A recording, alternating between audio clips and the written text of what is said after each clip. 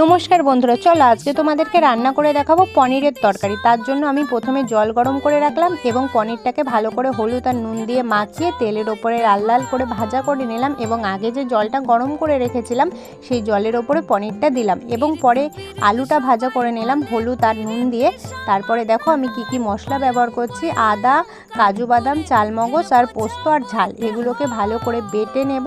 বেটে নেওয়ার পরে আমি দেখো আবার কড়ার ওপরে 2 টুকরো শুকনো ঝাল, 2টো তেজপাতা আর এলাচ, দারচিনি আর লবঙ্গ আর জিরে ফোড়ন দিয়ে আমি তার উপরে দিয়ে দিলাম আগে বেটে রাখা সেই মশলাগুলো এবং তার উপরে দিয়ে দেবো আমি আলু আর হলুদ, নুন আর কাশ্মীরি লঙ্কা গুঁড়ো, আর তার উপরে একটু চিনি দেবে কিন্তু। এবং দেখো আলুটাকে ভালো করে কষে নেওয়ার পরে তার উপরে আবার দিয়ে দিলাম পনির এবং সব শেষে গরম মশলা, ঘি দিয়ে রান্না শেষ করলাম।